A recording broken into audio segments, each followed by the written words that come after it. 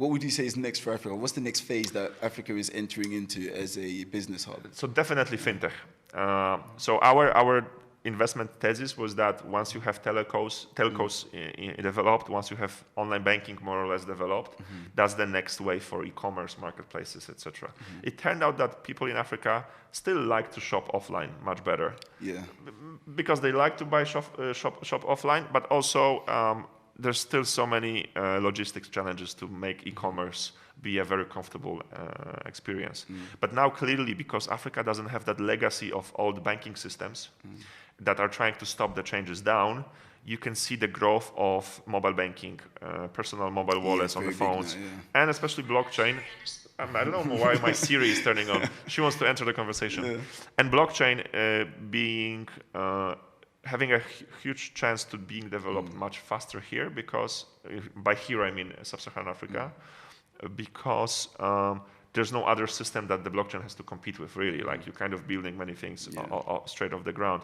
If I'm correct, I think Facebook wants to test Libra, their cryptocurrency, in one of those African countries first. It seems like those new fintech solutions are being tested many times in Africa first, because there's a big demand for this. And I could already see that there are some African companies in the fintech space that are already now conquering Asia. There's a company from South Africa called Jumo. They do many things, but among many things they do in fintech, they can give you they can give you loans, not based on your banking scoring, but based on your history of using your phone. I mean, how often you were topping up your data, topping up your airtime. So do they ask to see your? They have an integration with a telco, yeah. So if you had like many times you were at zero, then that probably meant that you had some financial problems. Basically, there are some algorithms which can give you credit scoring based on the usage of your phones.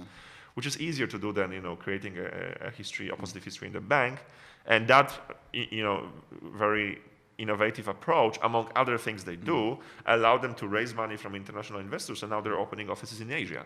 So you see, African financial services company expanding to Asia. There's a company called Lydia from Nigeria who's been giving loans to small and medium enterprises, I believe based on their cash flow on the credit card terminals. And now there is money from international investors, and they're opening office now in Poland and Czech Republic. Is that a completely Nigerian run, or is that run by? So the founders is a Nigerian guy from Turkey, but the company launched in Nigeria, was registered in Nigeria, and for the last couple of years was serving just to Nigerian clients. So yeah, I think and examples like this are happening more and more often. So I think it's going to be an interesting space to look at.